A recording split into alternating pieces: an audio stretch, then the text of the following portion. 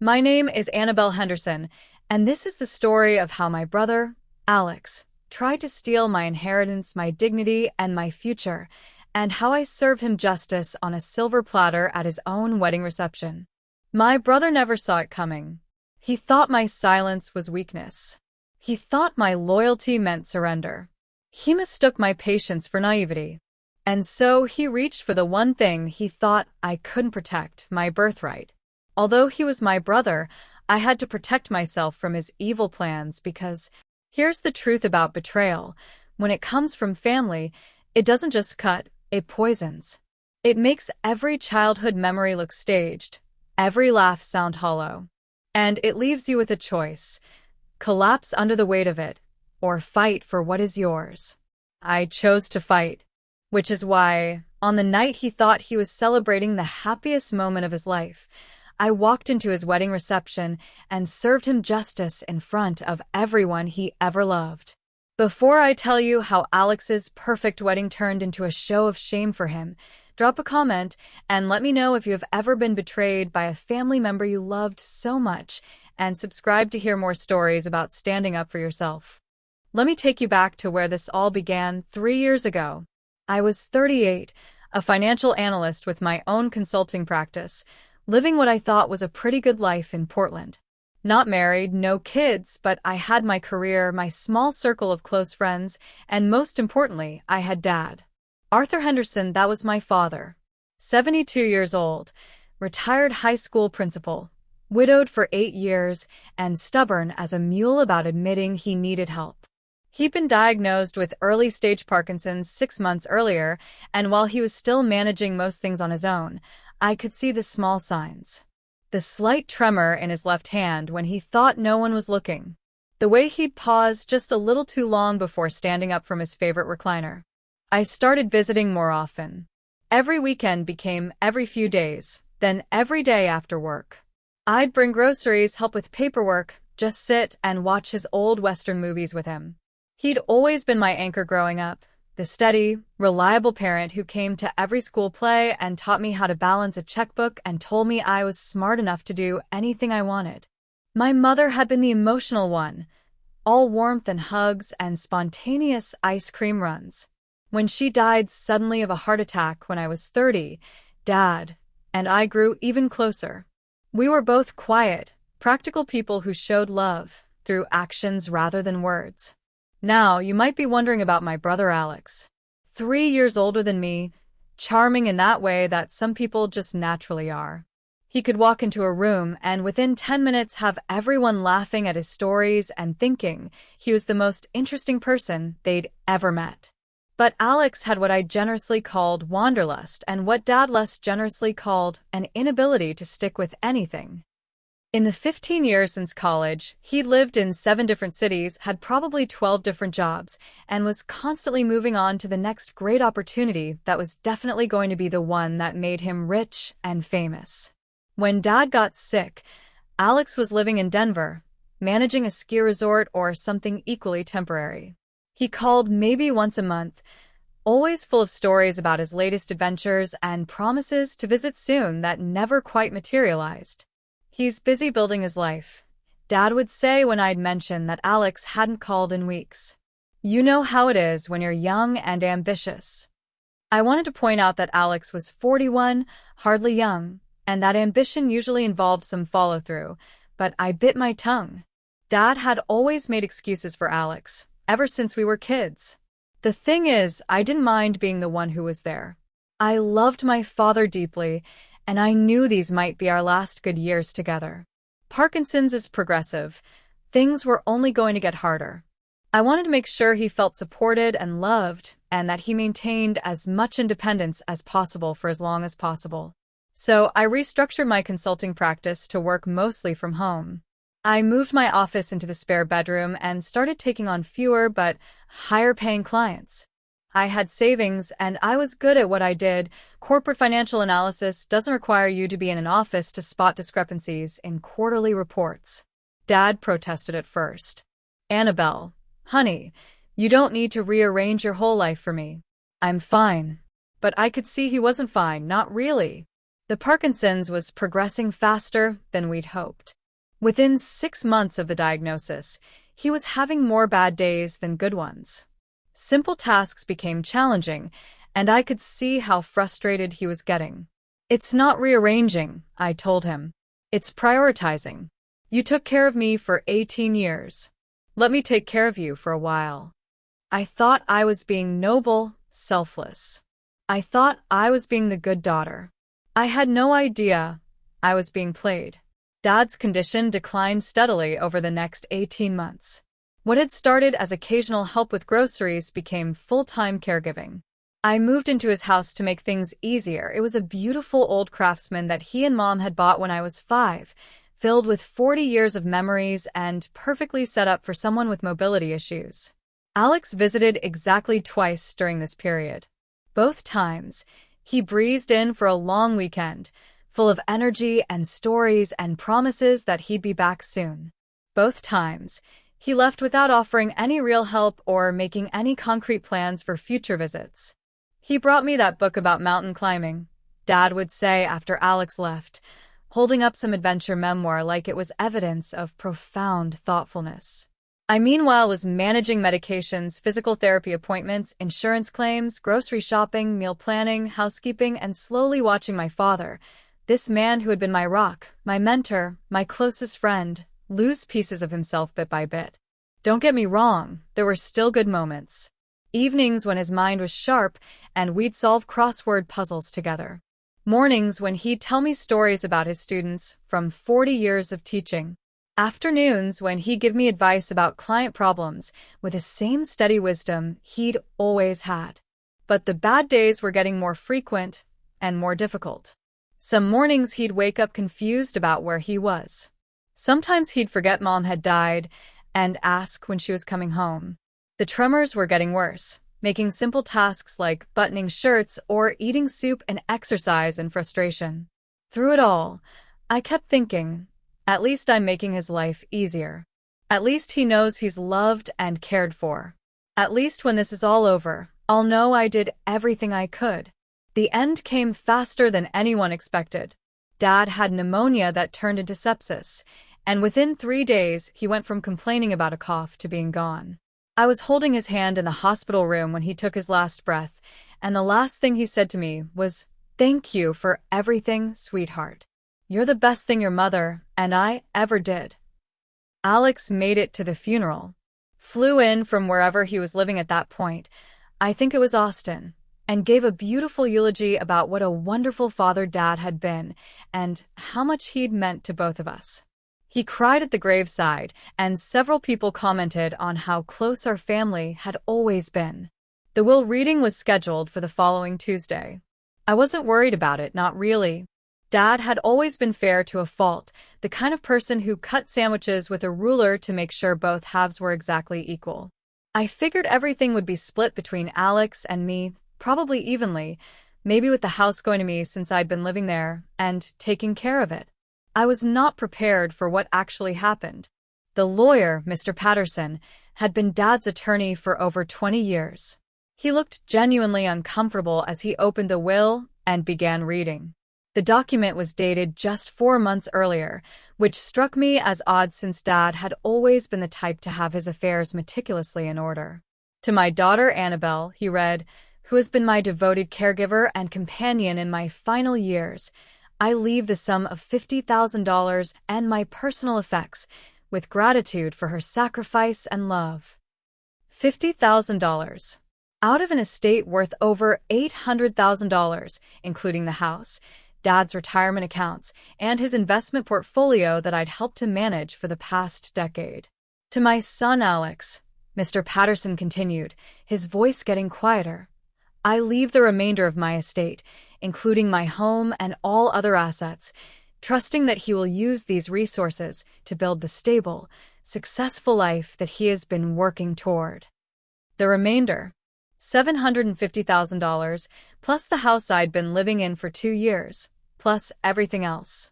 I sat there in stunned silence as Mr. Patterson explained the details. Alex would inherit everything. I would inherit almost nothing. The house where I'd been caring for Dad where I'd moved my life and my work, where I'd planned to continue living while I figured out what came next. That was Alex's now. Alex, who had visited twice in 3 years. Alex, who had contributed nothing to Dad's care. Alex, who had never even asked how Dad was doing beyond the most superficial pleasantries. "I know this might come as a surprise," Mr. Patterson said gently, "but your father was very clear about his wishes when he updated the will. He felt that you had already been compensated for your caregiving through having lived rent-free in his house, and that Alex needed the inheritance more to establish himself." Compensated. Like I had been Dad's hired help instead of his daughter. Alex, to his credit, looked genuinely shocked. I had no idea Dad was going to do this," he said, glancing at me with what seemed like real concern. "Annabelle, I'm sure we can work something out. This doesn't feel right." But here's the thing that really got to me, the detail that turned surprise into suspicion. Dad had always told me he'd never play favorites with his estate. "Both my children will be taken care of equally," he'd said many times over the years. That's only fair. This wasn't the father I knew. This wasn't the man who had taught me about fairness and integrity and treating people with respect. This was someone else's idea, someone else's influence. And I had a pretty good idea whose. The first few days after the will reading were a blur of practical concerns and growing rage. I had to move out of Dad's house, Alex's house now, within 30 days. I had to find a new place to live, figure out where to relocate my office, and somehow process the fact that 3 years of my life had been essentially discarded. But more than the practical problems, I was consumed by questions that wouldn't leave me alone. When had Dad updated his will? And why? He'd never mentioned wanting to change anything. In fact, 6 months before he died, when we were organizing his important papers, he'd specifically shown me where he kept his will and told me it was current and fair. Why would he suddenly decide I'd been compensated for caregiving when he'd never framed it that way before? Dad had always been grateful for my help, not resentful of having to pay for it by letting me live in his house. And most importantly, how had Alex known to be present for the will reading? Mr. Patterson had called both of us, but Alex had flown in from Austin without seeming surprised by the timing or urgency. Almost like he'd been expecting it. I started making phone calls. First, I called Dad's doctor, Dr. Reeves, who had been managing his Parkinson's treatment. Under the pretense of settling medical bills, I asked about Dad's mental state in his final months.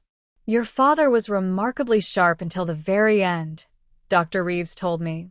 "Some Parkinson's patients experience cognitive decline, but Arthur was always mentally acute when I saw him. He asked detailed questions about his treatment, remembered our conversations from visit to visit." "Why do you ask?" "Just trying to understand his final decisions," I said. "He seemed different sometimes in those last few months." "Well, illness can certainly affect someone's perspective," Dr. Reeves said carefully. "But from a clinical standpoint, I never had any concerns about his cognitive function." Next, I called Mr. Patterson's office and asked for more details about when Dad had updated his will. "The appointment was scheduled by your father in March," his secretary told me. "He came in alone and was very specific about what he wanted to change." March. 2 months after Alex's second and final visit. "Did he mention why he wanted to make changes?" I asked. "I'm sorry, but I can't discuss the details of client conversations," she said. "But I can tell you that your father seemed very certain about his decisions." Certain. Or convinced. I spent the next several weeks moving into a small apartment across town and diving deep into Dad's papers. As his informal financial advisor for the past few years, I had access to most of his accounts and records. What I found there started to tell a very different story. Dad's phone records showed dozens of calls to and from Alex's number in the months leading up to the will change. Previously, they'd talked maybe once or twice a month, and those calls were usually brief. But starting in January, they were talking multiple times a week, often for an hour or more. His credit card statements showed several large transfers to what I eventually identified as Alex's bank account. $5,000 in February. 3,000 in March. 2,000 in April, just weeks before Dad died. When I called Dad's bank to ask about these transfers, they told me they'd been initiated by Dad himself, with specific instructions that they were family assistance, not loans. But here's what really broke my heart. I found a draft of a letter in Dad's desk, written in his shaky handwriting but never sent. It was addressed to me. Dear Annabelle, I know you've sacrificed a lot to take care of me these past few years, and I want you to know how grateful I am. You've been the perfect daughter, and I'm so proud of the woman you've become. I hope you know that everything I do is because I love both you and Alex equally, even when my decisions might not seem fair at first. Sometimes being a parent means making hard choices about what each child needs most. I hope someday you'll understand. Love always, Dad.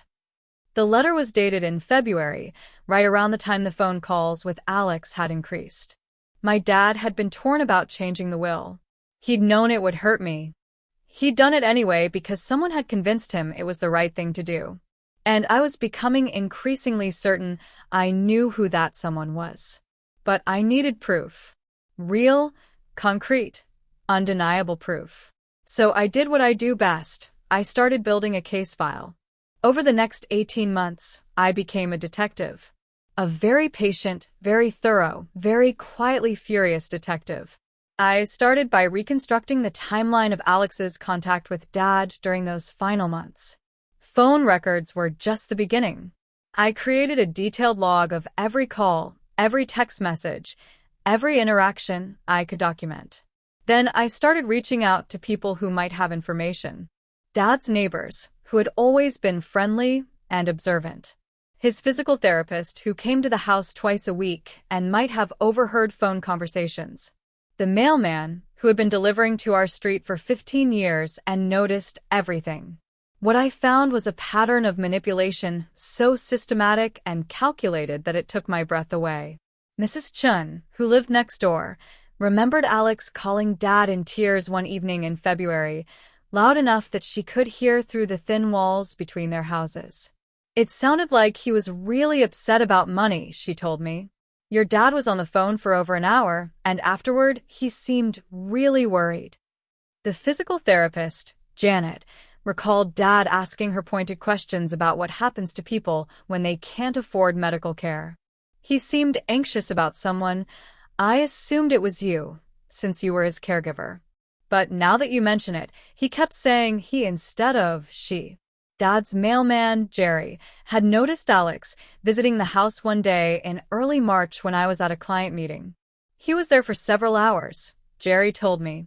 Had a bunch of papers with him when he went in. Seemed like serious business. But the real breakthrough came from an unexpected source. Alex himself. See, Alex had always been proud of his schemes. Even as kids, he'd loved explaining how he'd talked his way out of trouble or convinced someone to give him something he wanted. It was part of his charm, this sense that he was always one step ahead of everyone else. And apparently, that hadn't changed.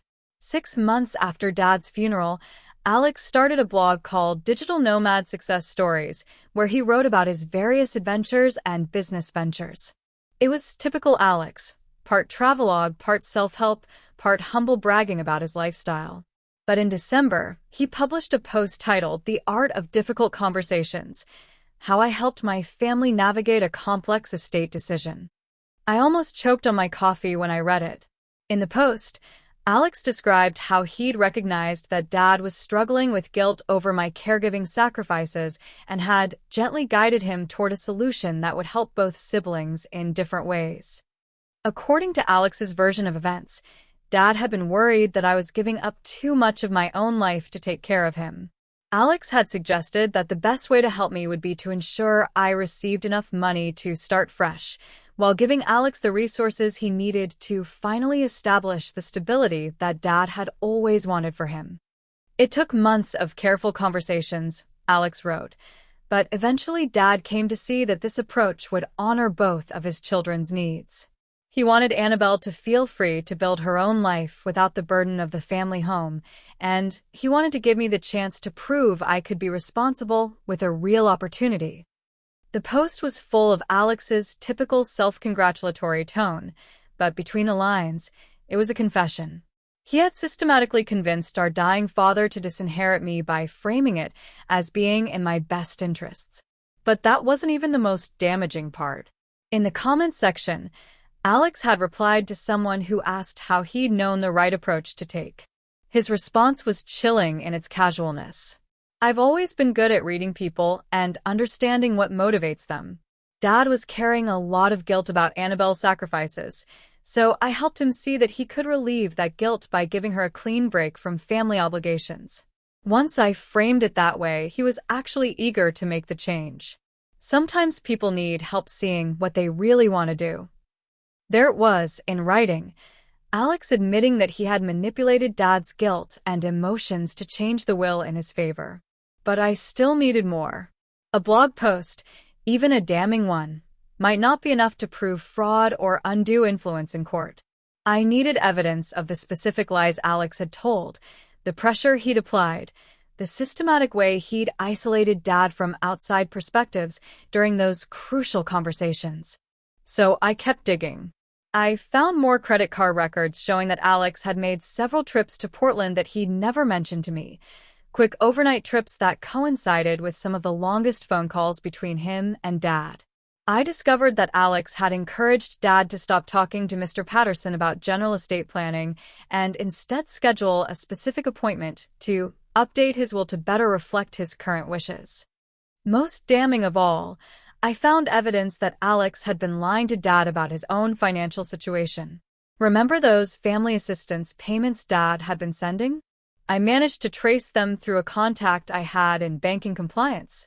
Instead of using the money for emergencies or basic living expenses, as he'd apparently told Dad, Alex had been using it to fund his lifestyle blog and travel expenses.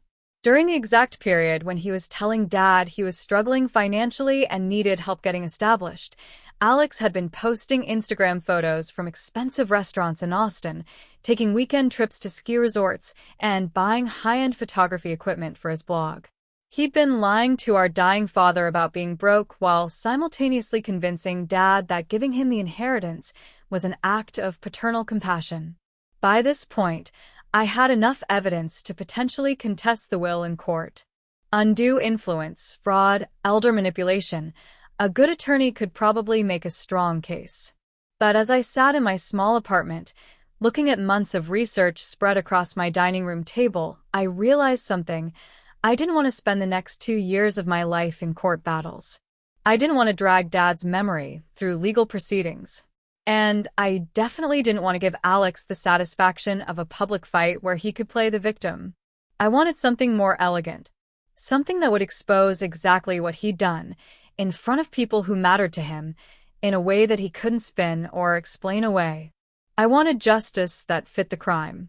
And then I found out that Alex was getting married. The wedding invitation arrived in February, almost 2 years after Dad's death. Heavy cardstock, elegant font, expensive printing, exactly the kind of thing Alex would choose to impress people.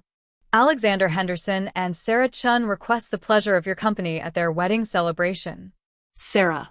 I remembered Alex mentioning her in a few phone calls, a marketing executive he'd met in Austin, apparently successful and stable in all the ways Alex had never been. From her LinkedIn profile, yes, I looked, she seemed genuinely accomplished. MBA from Northwestern, director-level position at a tech company, active in professional organizations and charity work. In other words, exactly the kind of woman who would be horrified to discover she was marrying someone who had defrauded his own father and manipulated a dying man's estate. The wedding was scheduled for June at an upscale resort in Colorado. It was going to be a weekend affair, rehearsal dinner Friday, ceremony Saturday, brunch Sunday. Both families would be there, plus friends and professional colleagues. I RSVP'd yes immediately. And then I started planning. The beauty of my situation was that I had time and I had information, but most importantly, I had absolutely nothing left to lose. Alex had already taken everything that mattered to me materially. He'd stolen my inheritance, my home, and my faith in my father's judgment. But what he'd given me in return was the most dangerous thing you can give someone you've wronged: the moral high ground and the evidence to use it. I spent the next 4 months preparing. I had digital copies of everything: phone records, bank statements, credit card bills, screenshots of Alex's blog posts and social media, copies of Dad's draft letters. I organized it all into a clear, chronological presentation that told the story of systematic elder manipulation and fraud. But more than that, I researched Alex's new life and his bride-to-be. Sarah came from a tight-knit family that owned a successful restaurant chain in Texas. She was one of 4 daughters, all high achievers, all very close to their parents. From everything I could find online, family loyalty and integrity were core values in her world. She was also the primary breadwinner in her relationship with Alex, who had described himself on social media as a freelance consultant and lifestyle entrepreneur. In other words, he was living off her income while maintaining his digital nomad persona. The wedding itself was being paid for by Sarah's family, as was their honeymoon to Italy and the down payment on a house they'd recently bought in Austin.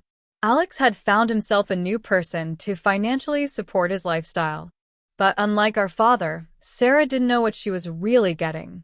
I made my plans carefully. I wasn't going to disrupt the ceremony itself. That would be cruel to Sarah and her family, who had done nothing wrong. But the reception? The part where people gave toasts and celebrated the happy couple and talked about what a wonderful person the groom was? That was fair game. I booked my flight to Colorado and started rehearsing. The wedding was beautiful, I have to admit. Sarah looked radiant in a classic silk gown, and Alex looked handsome in his well-tailored tuxedo. The ceremony was held outdoors with the mountains as a backdrop, and everything was tastefully elegant without being ostentatious.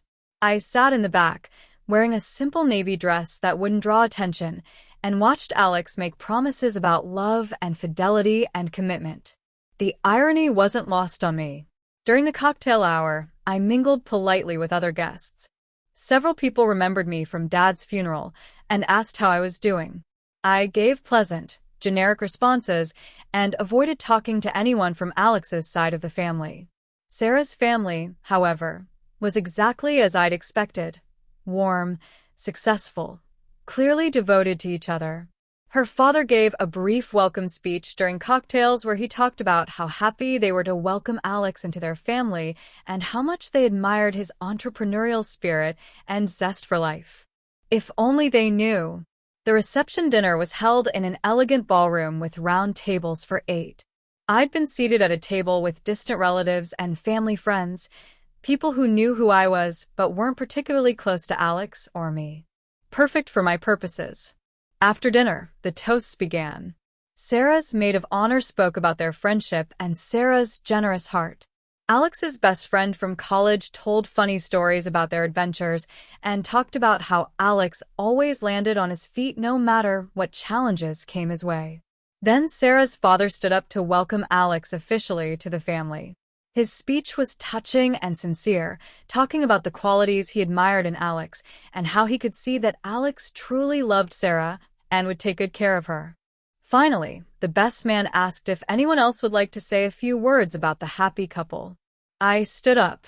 "I'd like to speak about my brother Alex," I said, walking toward the microphone with a calm smile.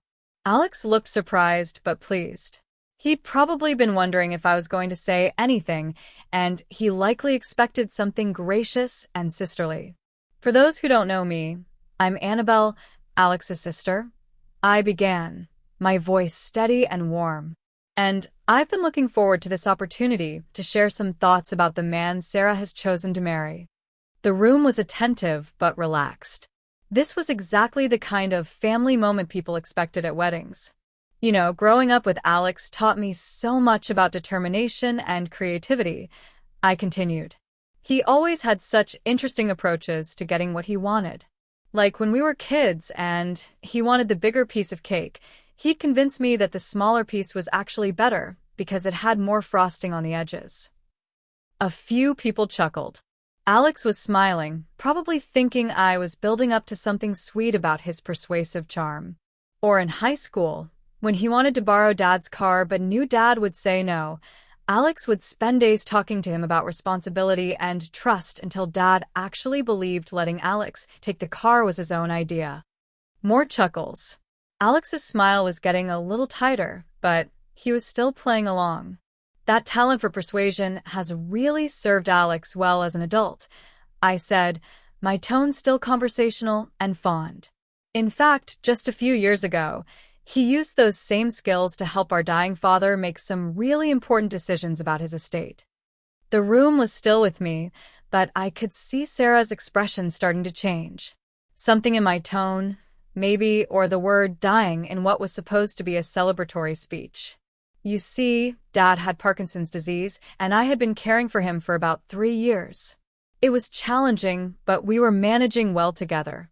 Dad was mentally sharp until the very end, and we had many wonderful conversations about life and family and values. I paused and looked directly at Alex. His face had gone pale. But in Dad's final months, Alex began calling him regularly. Much more regularly than usual. And during those conversations, Alex helped Dad understand that he needed to change his will. The silence in the room was becoming uncomfortable. People were starting to sense that this wasn't going in the direction of typical wedding toast.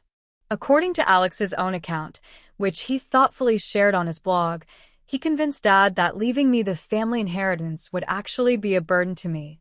That what I really needed was to be freed from family obligations, so I could start fresh. Sarah's father was frowning now. Other guests were looking confused and increasingly uncomfortable. So Dad changed his will to leave almost everything to Alex instead. The house where I'd been living and caring for Dad's retirement savings, his investment portfolio, all of it went to Alex, who had visited exactly twice in 3 years. I could hear people starting to murmur. Alex looked like he was about to stand up, but I kept talking. Now, the beautiful thing about Alex's approach is that he managed to convince Dad this was actually an act of love for me. While Alex was telling Dad that he was struggling financially and needed help getting established, he was actually living quite comfortably and documenting his lifestyle on social media. I pulled out my phone, which I'd prepared with screenshots. In fact, while Dad was sending Alex thousands of dollars for emergencies and worrying about Alex's financial stability, Alex was posting photos from expensive restaurants and ski resorts and buying high-end equipment for his travel blog. The murmuring was getting louder. Several people at Sarah's family table were looking shocked and confused. But here's my favorite part. I continued, my voice still perfectly calm and pleasant. Alex wrote a whole blog post about what he called the art of difficult conversations, where he explained exactly how he manipulated our grieving, guilty father into changing his will. He was so proud of his technique that he shared it as advice for other people. Sarah was staring at Alex with an expression I couldn't quite read. Alex himself looked like he wanted to disappear into the floor. And you know what the most amazing thing is? I said, smiling warmly at the room full of increasingly horrified wedding guests. Alex was so good at convincing Dad that this was the right thing to do that Dad actually thanked him for helping him make such a wise decision. The room was completely silent now except for the sound of Sarah's mother whispering urgently to her husband. So, I just wanted to stand up tonight and publicly acknowledge my brother's incredible talent for getting what he wants, I concluded. Alex, you taught me that sometimes the people we trust most are the ones most capable of betraying that trust. And Sarah, you're getting a man who is truly gifted at identifying what people value most, and then using that against them to get what he wants. I smiled brightly at both of them. Congratulations on your marriage. I hope you'll be very happy together.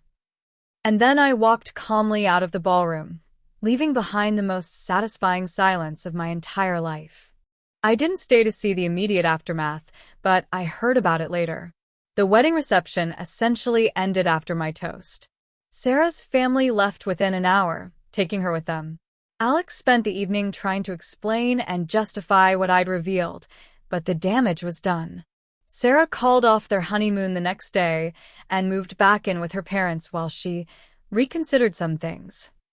The house they'd bought together went back on the market within a month. I never heard directly from Alex about that night, but I did notice that his blog went offline shortly afterward, and his social media accounts became private. 6 months later, I received a check for $400,000, half of Dad's original estate minus the $50,000 I'd already received. It came with a note that said simply, "You are right about everything. I'm sorry." I never replied. I used the money to buy a small house with a beautiful garden and expand my consulting practice. I started specializing in estate planning and elder financial protection, helping other families avoid the kind of manipulation that had nearly destroyed mine. And sometimes, when I'm working in my garden or sitting in my living room with a cup of tea, I think about Dad and that letter he never sent. About how much he'd struggled with his decision and how much he'd loved both of us despite everything. I think he would have been proud of me for getting justice. But more than that, I think he would have been proud of me for getting it elegantly, proportionally, and in a way that protected other people from experiencing what we did. Because that's the thing about revenge, when it's done right, it's not really about hurting someone back. It's about making sure the truth gets told and the consequences match the actions.